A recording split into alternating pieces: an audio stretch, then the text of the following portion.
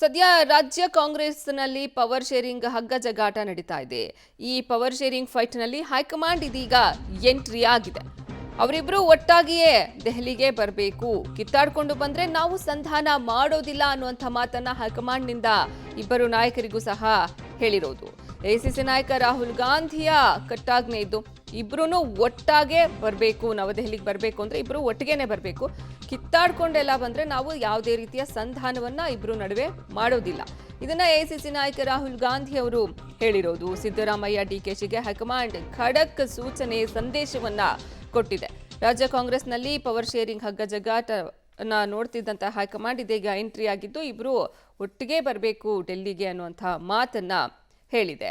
ಏನಾದರೂ ಅವರಿಬ್ರು ಕಿತ್ತಾಡ್ಕೊಂಡು ಬಂದ್ರೆ ನಾವು ಯಾವುದೇ ರೀತಿಯ ಸಂಧಾನ ನಡೆಸೋದಿಲ್ಲ ಅನ್ನುವಂಥ ಖಡಕ್ ಸಂದೇಶವನ್ನ ಕಾಂಗ್ರೆಸ್ ನಾಯಕ ರಾಹುಲ್ ಗಾಂಧಿ ಇಬ್ಬರಿಗೂ ನೀಡಿರುವುದು. ಸಿಎಂ ಸಿದ್ದರಾಮಯ್ಯ ಹಾಗೂ ಉಪಮುಖ್ಯಮಂತ್ರಿ ಡಿಕೆ ಶಿವಕುಮಾರ್ ಇಬ್ಬರಿಗೂ ಸಹ ಹೈಕಮಾಂಡ್ನಿಂದ ಸೂಚನೆ ಬಂದಿದೆ.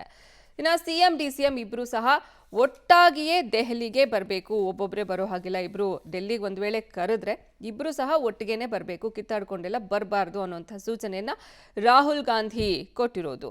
ಇಬ್ಬರು ಕಿತ್ತಾಡಿಕೊಂಡು ಬಂದ್ರೆ ನಾವಂತೂ ಸಂಧಾನ ಮಾಡೋದಿಲ್ಲ, ಇಲ್ಲಿ ಇಬ್ರು ಒಟ್ಟಿಗೆ ಒಳ್ಳೆ ರೀತಿನಲ್ಲಿ ಬರಬೇಕು ಅನ್ನುವಂಥ ಮಾತನ್ನ ರಾಹುಲ್ ಗಾಂಧಿ ಹೇಳಿರೋದು. ಇನ್ನ ಈ ಮೊದಲು ಜೋಡೆತ್ತುಗಳಂತೆ ಇದ್ದು ಮ್ಯಾನೇಜ್ ಮಾಡಿದ್ದೀರಾ, ಏನೇ ರಾಜ್ಯದಲ್ಲಿ ಕಾಂಗ್ರೆಸ್ ಸರ್ಕಾರ ಬರೋದಕ್ಕೆ ಇಬ್ಬರೂ ಸಹ ಜೋಡೆತ್ತುಗಳಂತೆ ಕೆಲಸ ಮಾಡಿದ್ದೀರಾ, ಮ್ಯಾನೇಜ್ ಮಾಡಿದ್ದೀರಾ, ಏನೇ ಪ್ರಾಬ್ಲಮ್ ಬಂದರೂ ಸಹ. ಹೀಗಾಗಿ ಎಲೆಕ್ಷನ್ನಿಂದ ಹಿಡಿದು ಇಲ್ಲಿವರೆಗೂ ಎಲ್ಲವೂ ಚೆನ್ನಾಗೇ ನಡೀತಾ ಇದೆ. ಈ ಎಲೆಕ್ಷನ್ ಆಯಿತು, ಸರ್ಕಾರ ಬಂತು, ನಮ್ಮದೇ ಸರ್ಕಾರ ಬಂತು, ಅದ್ರ ನಂತರ ಇಲ್ಲಿವರೆಗೂ ಸಹ ಎಲ್ಲ ಚೆನ್ನಾಗೇ ಇದೆ, ಎಲ್ಲ ಮ್ಯಾನೇಜ್ ಮಾಡಿಕೊಂಡು ಹೋಗ್ತಾ ಇದ್ದೀರಾ.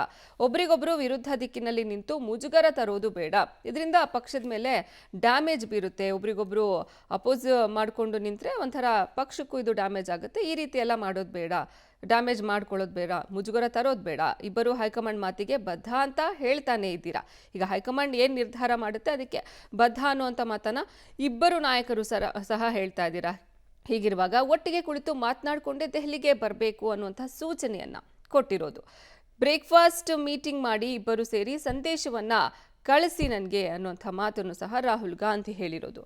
ಇವತ್ತು ಬ್ರೇಕ್ಫಾಸ್ಟ್ ಮೀಟಿಂಗ್ ಅನ್ನ ನಡೆಸ್ತಿದ್ದಾರೆ. ಇಬ್ಬರು ಬ್ರೇಕ್ಫಾಸ್ಟ್ ಮೀಟಿಂಗ್ ಮಾಡಿ ಸಿದ್ದರಾಮಯ್ಯ ಡಿಕೆಶಿ ಇಬ್ಬರಿಗೂ ಸಂದೇಶವನ್ನ ರಾಹುಲ್ ಗಾಂಧಿ ತಲುಪಿಸಿರೋದು. ಒಬ್ಬರಿಗೊಬ್ರು ಅಪೋಸ್ ಮಾಡ್ಕೊಂಡು ಬರೋ ಬದಲು ಇಬ್ರು ಸಹ ಒಟ್ಟಿಗೆ ಡೆಲ್ಲಿಗೆ ಬರಬೇಕು, ನಾವು ಕರೆದಾಗ ಇಬ್ರು ಒಟ್ಟಿಗೆನೆ ಕೆಲಸ ಮಾಡಿದ್ದೀರಾ, ಜೋಡೆತ್ತುಗಳಂತೆ ಕೆಲಸ ಮಾಡಿದ್ದೀರಾ, ಹಾಗಾಗಿ ಅದನ್ನೇ ಮೇಂಟೈನ್ ಮಾಡಿ ಮುಜುಗರ ತರುವಂತಹ ಕೆಲಸವನ್ನ ಮಾಡಬೇಡಿ ಅನ್ನುವಂತಹ ಸೂಚನೆಯನ್ನ ರಾಹುಲ್ ಗಾಂಧಿ ಕೊಟ್ಟಿರೋದು. ಈ ಮೊದಲು ಜೋಡೆತ್ತುಗಳಂತೆ ಇಬ್ಬರು ಸಹ ಕೆಲಸ ಮಾಡಿದ್ದೀರಾ, ಮುಂದೆ ಸಹ ಅದೇ ರೀತಿ ಇರಬೇಕಾಗುತ್ತೆ. ಎಲೆಕ್ಷನ್ನಿಂದ ಹಿಡಿದು ಇಲ್ಲಿವರೆಗೂ ಸಹ ಎಲ್ಲ ಚೆನ್ನಾಗೇ ನಡೀತಾ ಇದೆ. ಈ ಗ್ಯಾರಂಟಿ ಯೋಜನೆಗಳು ಬಂತು, ಅದರಲ್ಲೂ ಇಬ್ಬರು ಕೈ ಜೋಡಿಸಿದ್ರಿ, ಇಬ್ಬರು ಒಟ್ಟಿಗೆನೇ ಇದ್ರಿ, ಹಾಗಾಗಿ ಮುಂದೇನು ಈ ರೀತಿ ಮಾಡಬೇಡಿ. ಕುರ್ಚಿ ಕಿತ್ತಾಟ ಉಪಹಾರ ಸಭೆ, ಹಾಗಾದ್ರೆ ಇವತ್ತಿನ ಬ್ರೇಕ್ಫಾಸ್ಟ್ ಮೀಟಿಂಗ್ನಲ್ಲಿ ಸಿಗುತ್ತಾ ಹಾಗಾದ್ರೆ ಒಂದು ಸೊಲ್ಯೂಷನ್? ಬ್ರೇಕ್ಫಾಸ್ಟ್ ಬಳಿಕ ಕಾದಿದ್ಯಾ ಬಿಗ್ ಸಂದೇಶ? ಇಂದು ಸಿಎಂ ಡಿಸಿಎಂ ಮಹತ್ವದ ಸಂದೇಶ ಏನಾದರೂ ನೀಡ್ತಾರಾ ಅನ್ನುವಂತಹ ಪ್ರಶ್ನೆ ಇದೆ. ಇವತ್ತು ಇಬ್ಬರು ಒಟ್ಟಿಗೆ ಸುದ್ದಿಗೋಷ್ಠಿ ನಡೆಸುವಂತಹ ಸಾಧ್ಯತೆಯನ್ನು ತಳ್ಳಿ ಹಾಕೋ ಹಾಗಿಲ್ಲ. ಹೈಕಮಾಂಡ್ ತೀರ್ಮಾನಕ್ಕೆ ಬದ್ಧ, ನಮ್ಮಲ್ಲಿ ಯಾವುದೇ ಭಿನ್ನಾಭಿಪ್ರಾಯ ಇಲ್ಲ ಅನ್ನುವಂಥ ಮಾತನ್ನೇನಾದರೂ ಹೇಳ್ತಾರಾ? ಮೂರನೇ ಆಟಕ್ಕೆ ಅವಕಾಶ ಇಲ್ಲ ಅನ್ನುವಂತಹ ಸಂದೇಶ ರವಾನೆಗೆ ಏನಾದರೂ ಸೂಚನೆ ಕೊಡಲಾಗಿದೆಯಾ? ಕೈ ಎತ್ತಿ ಒಗ್ಗಟ್ಟು ಪ್ರದರ್ಶನ ಮಾಡ್ತಾರಾ ಹಾಗಾದ್ರೆ ಸಿಎಂ ಡಿಸಿಎಂ ಅನ್ನುವಂಥ ಮಾತು? ಕುರ್ಚಿ ಕಚ್ಚಾಟ ಉಪಹಾರ ಸಭೆ ಇದೆಲ್ಲದರ ನಡುವೆ ಹಾಗಾದ್ರೆ ಇವತ್ತೊಂದು ಪರಿಹಾರ ಸಿಗುತ್ತಾ ಅನ್ನುವಂಥ ಪ್ರಶ್ನೆ ಕಾಡ್ತಾನೆ ಇದೆ. ಕುತೂಹಲ ಅಂತೂ ಮೂಡ್ತಾ ಇದೆ ಈ ಬ್ರೇಕ್ಫಾಸ್ಟ್ ಮೀಟಿಂಗ್ ಮೇಲೆ.